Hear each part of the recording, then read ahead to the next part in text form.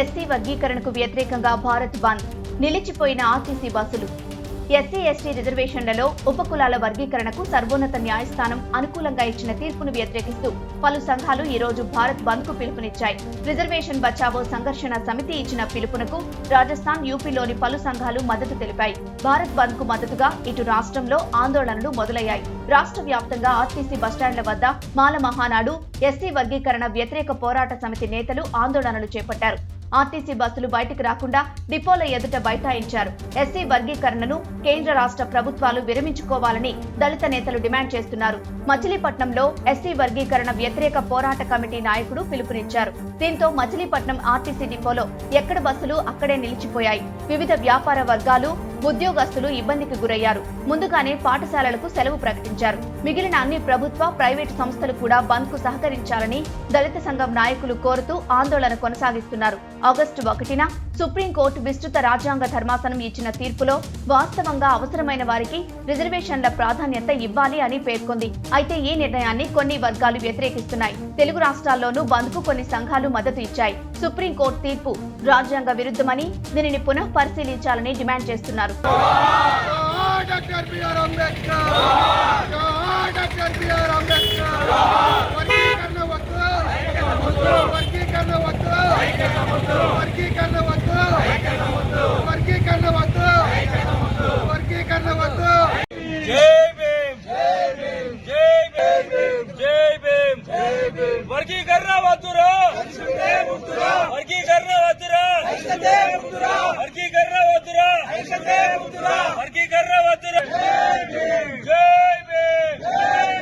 కేంద్ర రాష్ట్ర ప్రభుత్వాల మండి వైఖరి, దళితుల ఐక్యత, దళితుల ఐక్యత. జై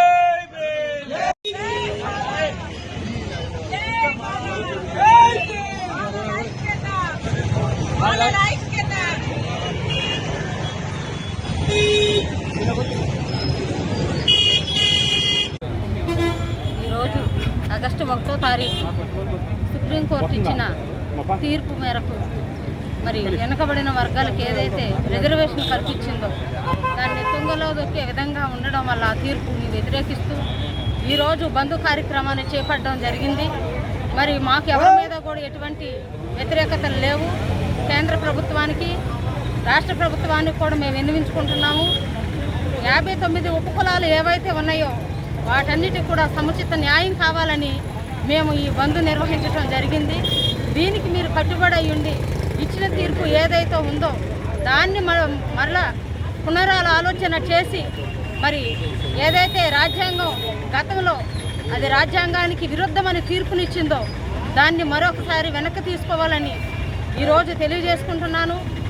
ఇంకా రానున్న రోజుల్లో ఇదే రకంగా ఉపహరించుకోకపోతే 59 ఉపకులాలు కూడా ఈ నిరసన కార్యక్రమాలు అనేకమైనవి కూడా తెలియజేస్తాయని తెలియజేసుకుంటున్నాం.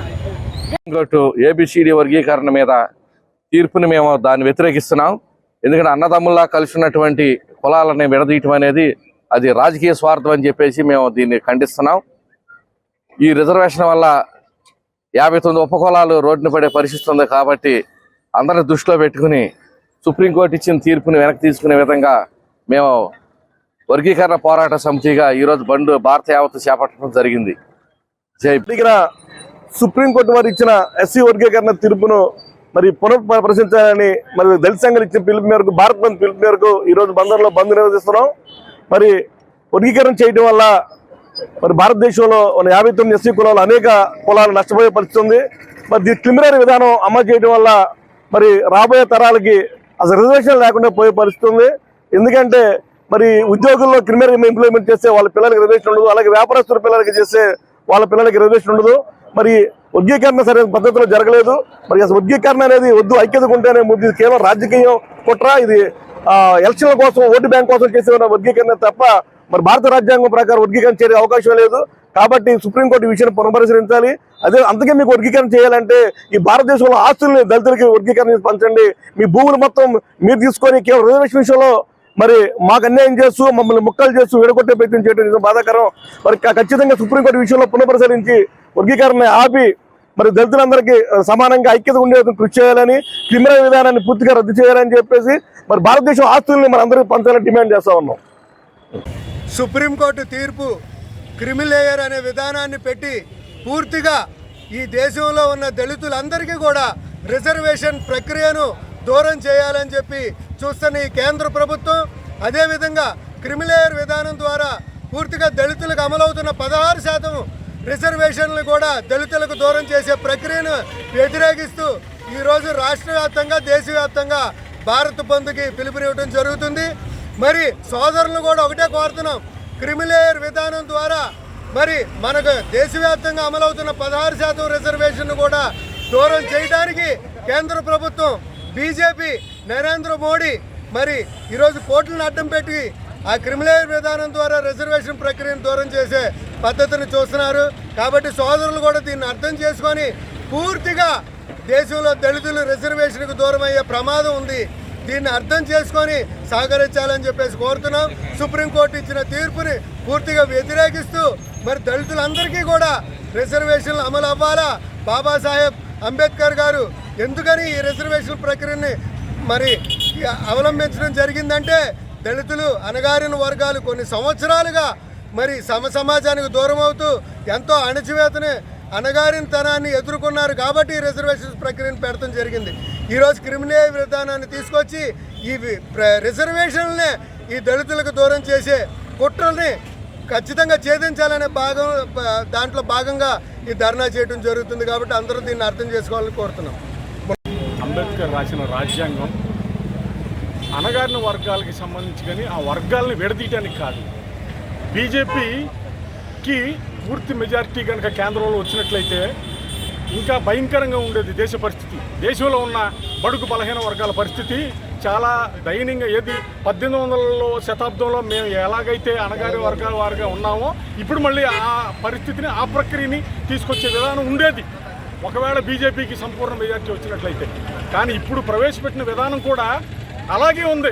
పొట్టాపెట్టిన దెబ్బలాగా అది క్రిమిలేయర్ విధానాన్ని తీసుకొచ్చి ఒక ఇంట్లో ఒకసారి రిజర్వేషన్ పొందితే మళ్ళీ తర్వాత తరాలకి ఆ రిజర్వేషన్ లేని పరిస్థితిని తీసుకొచ్చిన మాదిగులు, మాలలో కూడా అర్థం చేసుకుని ఈ పోరాటంలో వాళ్ళకి మేము వ్యతిరేకంగా కాదు, వాళ్ళు మనం కలిసే పోరాడుతున్నాం అన్న సంకేతం మీరు ఒకసారి అక్కడ సుప్రీంకోర్టు ఇచ్చిన జడ్జిమెంట్ పేపర్స్ని చదివితే తెలుస్తుంది. మాదిగ సోదరులారా, మీకు మేము ఎప్పుడు వ్యతిరేకం కాదు. మన ఇద్దరు ఏకమైతే వచ్చే రాజ్యాధికారానికి భయపడి ఈ రకమైన వర్గీకరణని తీసుకురావడం అనేది వాళ్ళ యొక్క వలపనిన విధానాన్ని మీరు సహృదయత అర్థం చేసుకుని ఈ జరుగుతున్న బంద్లో మీరు బయటికి రాలేకపోయినా మాకు సంఘీభావం తెలుపుతారని మనస్ఫూర్తిగా ఆశిస్తూ ఈ